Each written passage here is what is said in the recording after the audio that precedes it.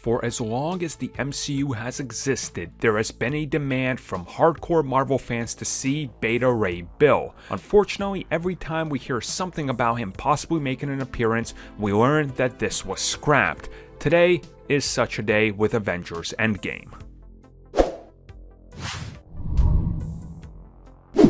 So I think we can all agree that Avengers Endgame was already a stacked film from start to finish. Of course, tons of characters, tons of cameos, minor roles in there that are filled out by people that hold franchises. So finding room to throw in more characters on top of this that would maybe need some explanation is a rather daunting task, considering you have to set up the character with at least 10 to 15 minutes like they did with Spider-Man in Civil War and Black Panther. Now when it comes to Beta Ray Bill, this character is a little bit more complex, but as it turns out, we could have got our first introduction to his world in Avengers Endgame. As the script hit online, people have been reading it and uncovering little pieces of detail. So I will have the article linked down below, but here's where the scene would have fit in and how. So the scene in question would have been set in the 2014 flashback, and of course that scene where we see Thanos attacking a planet.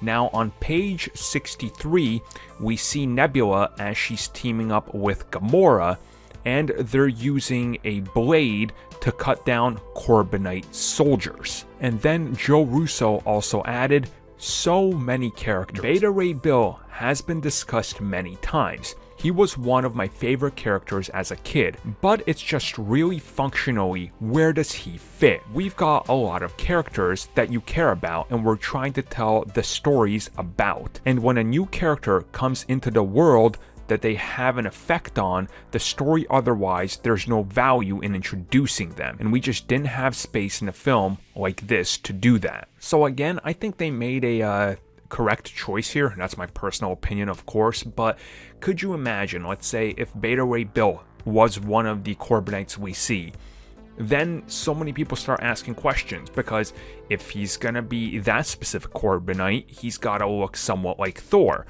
So then suddenly you have people in the audience going, wait, is Thor a horse in 2014? Wait, who's Horse Thor? Hell, it would have become a meme by itself, because everything becomes a meme at this point. And that's a disservice not just to the film itself, but to the character himself as well, who has such a rich history.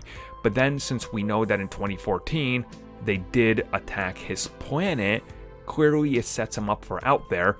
And obviously if you look at Thor Ragnarok, we already know that he exists in this world due to the statues out there. So he's out there, it's just a matter of time. So thank you for taking the time to watch that video. If you guys would like more content that we offer here for channel members, which you guys can check out in the little join button down below, we do offer additional content, such as exclusive podcasts and topic discussions, our gaming podcast, Star Wars TV series reviews, Marvel show reviews, DC Universe and CW reviews. We offer personal vlogs, backlog reviews of TV shows and movies, video game topics and Q&As, and of course, in one of our best tiers, we offer audio commentaries on TV shows and movies, along with a bunch of other stuff you guys can check out just by clicking that join button and seeing what is on offer.